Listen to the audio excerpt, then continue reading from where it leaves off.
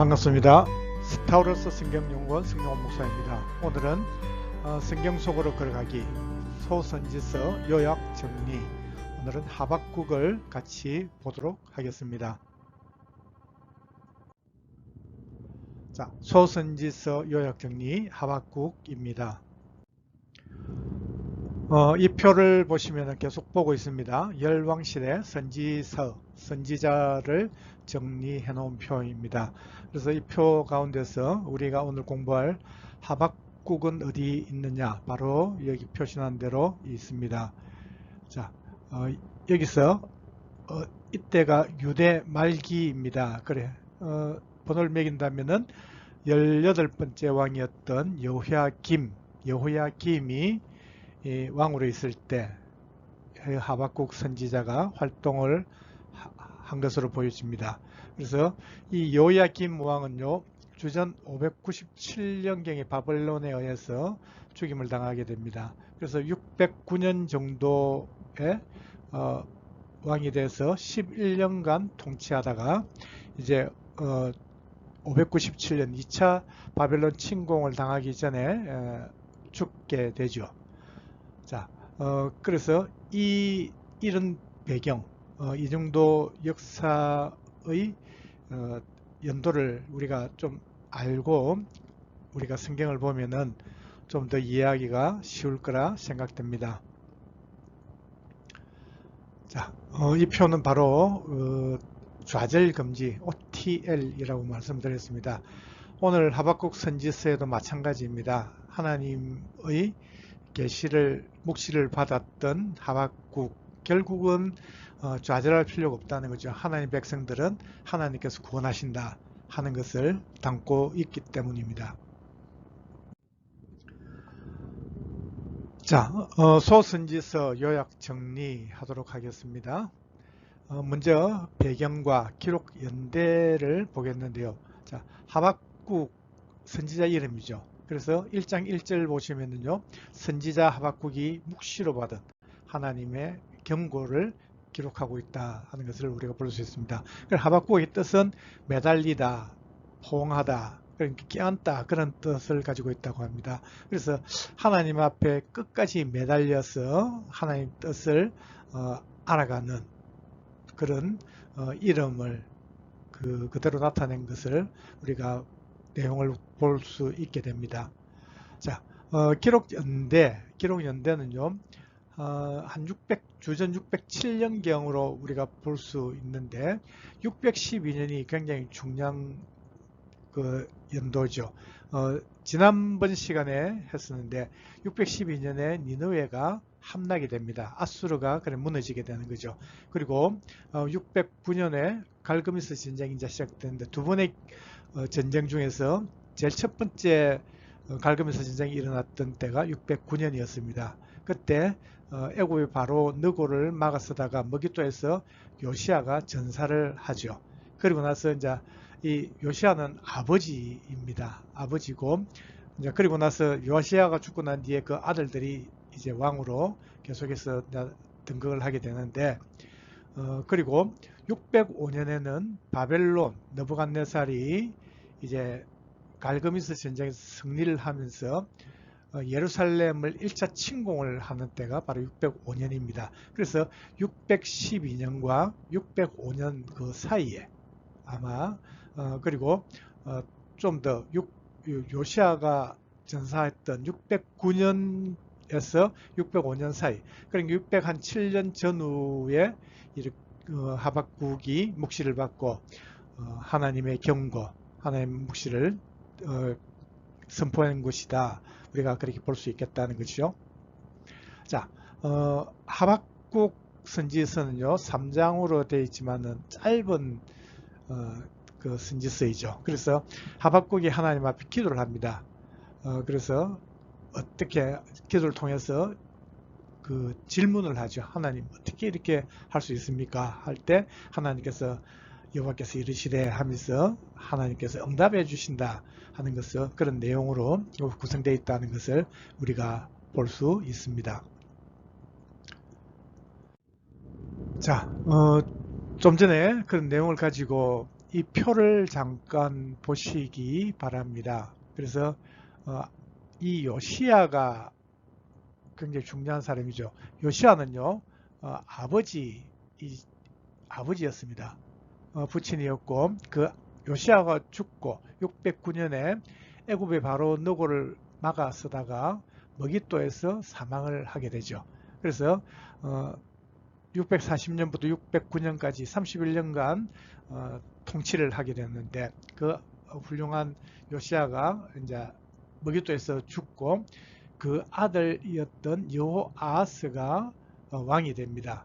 그러나 이때 왕은 유다 백성들이 이제 그 요시야 다음으로 왕으로 세웠지요. 그런데 1차 갈그미스 전쟁을 애굽에 바로 넣고 애굽과 아수르의 잔병들과 그리고 바벨론이 그 전쟁을 하게 되는데, 그러나 거기 때는 무승부를 기록하고 3개월 만에 그 애굽으로 돌아가게 됩니다. 그때 예루살렘에 가보니까 한 3개월 정도를 여호아스가 왕으로 있었습니다. 그래서 이 여호아스를 애굽으로 바로 느고가 잡아가 버립니다.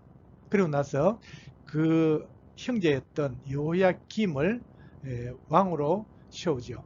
원래 여호야김이 엘리야김이었습니다. 그래서 이름을 여호야김으로 바꾸고 그리고 나서 그 여호아스를 애굽으로 잡아가서 죽여버립니다. 나중에. 그리고 자 이때 지금 이 여호야김이 오늘 지금 그 하박국의 이제 배경이 된다 하는 것이죠. 그래서 609년부터 597년까지 재위를 했는데 처음에 여호야김이 애굽의 바로 느고에 의해서 왕이 됐기 때문에 처음에는 친애굽이었겠죠. 그죠? 그래서 계속해서 이제 애굽에 뭐 조공을 드려야 될 거고 지시를 따랐을 것입니다. 그러나 605년에 이제 2차 갈그미스 전쟁을 하게 됩니다. 그때 바벨론이 승리를 하죠. 그래서 느부갓네살이 이기고 그리고 이제 애굽을 쫓아 그 애굽을 어느 정도 다 점령을 하고 돌아가면서 바벨론이 이제 예루살렘을 1차 침공을 하게 됩니다. 그리고 그때 보니까 여호야김이 왕으로 있단 말이죠. 그래서 이 바벨론 느부갓네살은 왕으로 그 계속 있게 인정을 해주죠. 그러니까 그때는 친바벨론이 될 수밖에 없는 겁니다. 그죠? 그래서 한 3년 정도는 친바벨론으로 있다가 그러고 나서 이제 바벨론을 배반을 했다라고 열왕기 24장 1절에서 말씀을 하고 있습니다. 그러니까 이 느부갓네살이 이제 갈대아, 아람, 모압, 암몬 연합군을 보내가지고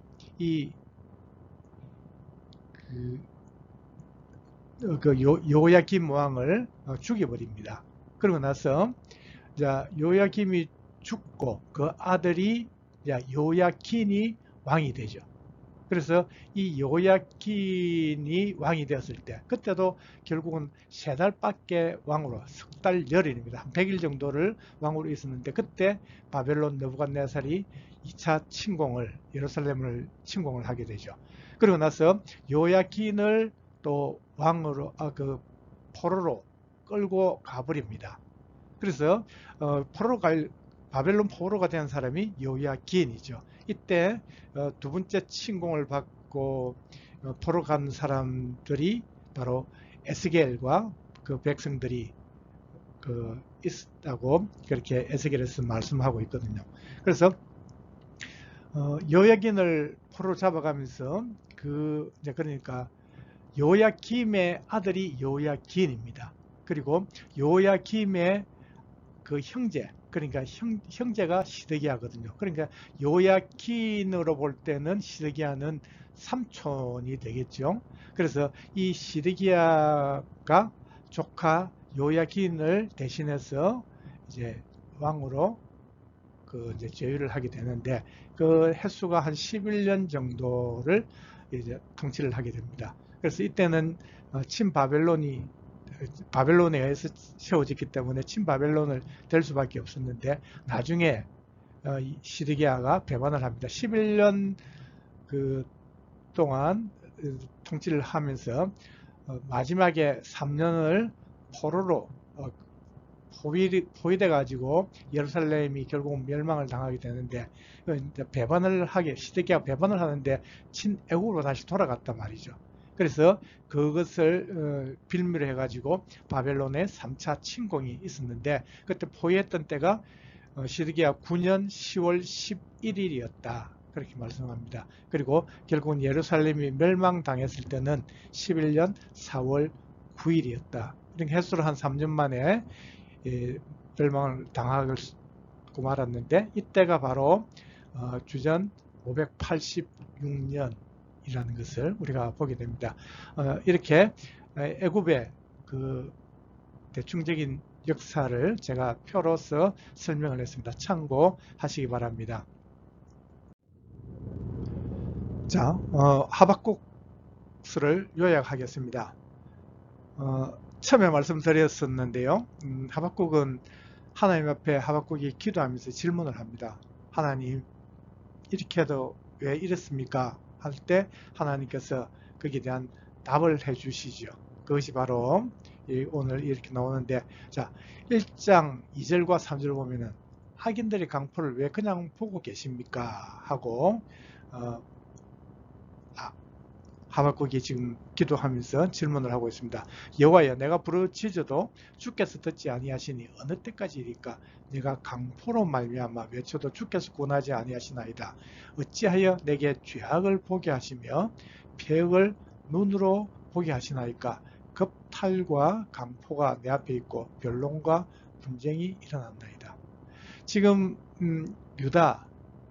유다는요 굉장히 풍전등화 같은 그런 급박한 그런 순간, 위기를 맞고 있는 그런 순간에도 이 왕과 그리고 모든 그 신하들 또 힘 있는 자들은요 온갖 강포와 겁탈, 죄악을 저지르고 변론하기도 바빴고 분쟁을 하고 이렇게 있단 말이죠. 그런 것을 보고 하나님, 저것들은 이런 상황에서 우리나라가 지금 위기를 맞고 있는데 저런 강포를 어떻게 보고 계십니까? 하고 하나님 앞에 질문하면서 기도합니다. 그래서 그때 하나님께서는 다 알고 있다는 거죠. 갈대아. 갈대아는 바로 바벨론이죠. 이 바벨론 갈대아를 통해서 하나님께서 징벌하실 것이다. 라고 말씀하죠.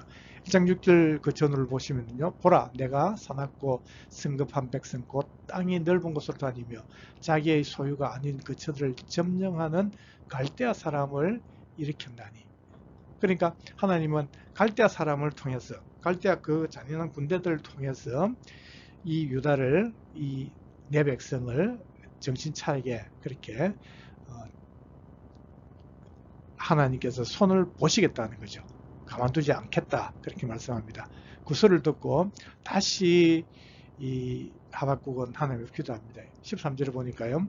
왜 하나님께서는 어려운 하나님의 백성들, 주의 자녀들을 그렇게 힘들게 치게 하신단 말입니까? 그것을 누구를 통해서? 그 잔인무도한 그 악한 자들, 이 갈대아를 통해서 치게 한다는 것이 말이 됩니까?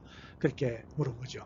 1장 13절에 주께서는 눈이 정결하심으로 악을 참아보지 못하시며 폐역을 참아보지 못하시거늘 어찌하여 거짓된 자들을 방관하시며 악인이 자기보다 어려운 사람을 삼키는데도 잠잠하시나이까? 하나님이 그것은 아니지 않습니까? 왜 그렇게 하십니까? 그렇게 하죠. 그러면 하나님 백성이 너무 많이 상하고 너무 많이 고통 중에 있을 것인데 그래도 됩니까? 하고 물어봅니다. 그때 하나님께서는요, 하나님께는 다 때가 있고 그 때가 되면 또 한 내 백성을 괴롭혔던 그 바벨론까지도 하나님이 징벌하시겠다. 그렇게 하시죠. 그러면서 2장 3절과 4절에서는요, 하나님 이런 말씀합니다. 이 묵시는 정한 때가 있나니 그 종말이 속히 이르겠고 결코 거짓되지 아니하리라. 비록 더딜지라도 기다리라.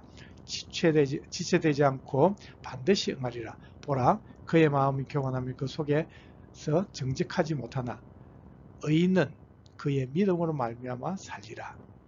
참 우리가 잘 알고 굉장히 로마서에까지 그 지금 바울이 인용했던 의인은 그의 믿음으로 말미암아 살리라 한 그 말씀이죠. 그래서 아무리 그 환난 중에도 고통 가운데서도 하나님은 그 벌할 자를 벌하고 멸망시킬 자를 멸망시키지, 하나님 백성들 그 의인은 믿으며 사는 자들은 그 믿음으로 말미암아 하나님 살리겠다, 구원하시겠다 말씀하시죠. 그러면서 바벨론이 지금은 힘이 있어가지고 하나님 백성들을 괴롭히지만 그들도 반드시 징벌하겠다 말씀하시죠. 그래서 12절 14절 보시면요, 피로 성읍을 건설하며 불의로 성을 건축하는 자에게 화가 있을진저 민족들이 불탈 것으로 수고하는 것과 나라들이 헛된 일로 피곤하게 되는 것이 만군의 여호와께로 말미암음이 아니냐. 이는 물이 바다를 덮은 가지 여호와의 영광을 인정하는 것이 세상에 가득함이니라.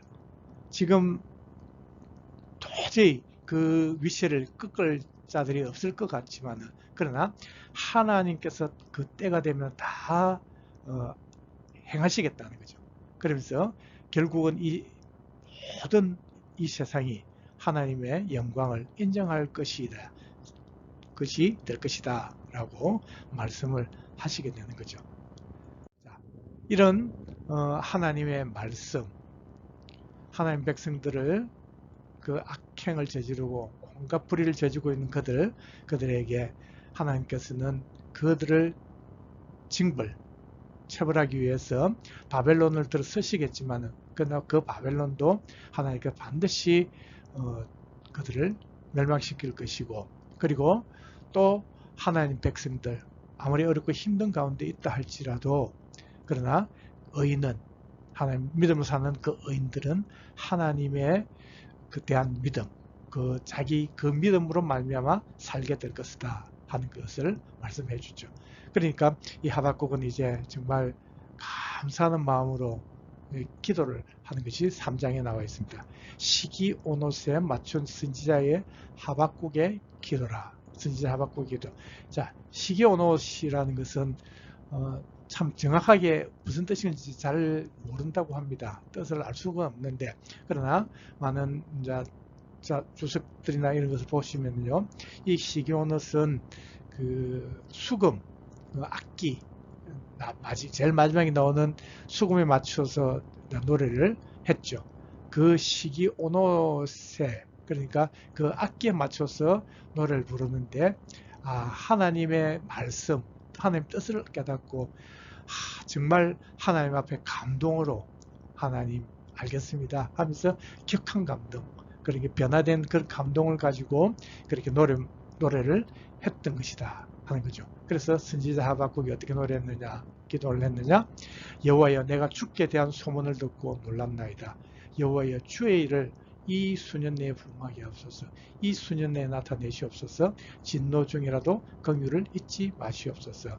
자, 주의 일을 이 수년 내에 부응하게 하옵소서. 우리가 참 표로도 많이 쓰는 그런 내용입니다. 근데요, 지금 그 하박국이 말하는 주의 일이 뭘까요? 지금 앞에서 말씀드렸는데 바로 내 백성이 잘못된 길을 가고 있고 불신과 정말 온갖 죄악과 폐역을 저지르고 있는 그 일들, 그것을 하나님께서 가만두지 않고 처벌하시겠다는 거죠. 그래서 그 책망하면서 그들을 징계하실 그 일을, 또 나아가서는요, 내 백성을 괴롭힌 그 바벨론까지도 하나님께서 멸망시켜 버리겠다 하는 그런 일들, 그 주의 일들을 이 수년 내에 부응하게 하옵소서. 그러니까 빨리 그 일을 해 주시기 원합니다. 그래서 하나님 백성들이 다시 한번 굳건히 일어설 수 있도록 하나님께서 은혜를 베풀어 달라고 기도합니다. 그래서 이 수년 내에 나타내 주시옵소서. 진노 중에라도 긍휼을 잊지 마시옵소서. 이렇게 기도를 하게 되었죠. 그러면서 이제 곧 16절에 19절 보니까 지금 바벨론이 아수르, 애굽을 이기고 지금 정말 풍전등화와 같은 이런 어려움이 곧 닥칠 거라는 것을 하나님 뜻을 통해서 또 소문을 통해서 알고 있는 이 하박국의 그 마음은 얼마나 두렵고 떨렸는지요. 그래서 내 창자가 흔들렸고 그 목소리로 말미암아 내 입술이 떨렸도다. 무리가 우리를 치러 올라오는 환란의 날, 내가 그날을 기다려야 되잖아요. 그래서 썩이는 것이 내 뼈에 들어왔으며 내 몸은 내 처소에서 떨리는도다. 정말 위기를 당하고 이제는 더 이상 방법이 없고 하나님 말씀하신 대로 우리는 이런 환란의 때를 또 지나야 된다 하는 것을 듣고, 그것은 하나님 뜻이지만은 참 얼마나 두렵고 떨릴까요. 그러면서 비록 그렇다 하더라도 우리가 잘하는 이런 고백을 합니다. 비록 무화과나무가 무성하지 못하며 포도나무에 열매가 없으며 감람나무에 소출이 없으며 밭에 먹을 것이 없으며 우리의 양이 없으며 외양간에 소가 없을지라도 나는 여호와로 말미암아 즐거워하며 나의 구원의 하나님으로 말미암아 기뻐하리로다. 그래요. 그래서 결국은 우리를 구원하시는 그 하나님, 그 하나님의 그 놀라운 뜻과 은혜를 제가 알고 기다리겠습니다. 그것을 기뻐하겠습니다 하고 고백을 합니다. 그러면서 주 여호와는 나의 힘이시라. 나의 발을 사슴과 같게 하사 나를 나의 높은 곳으로 다니게 하시리로다.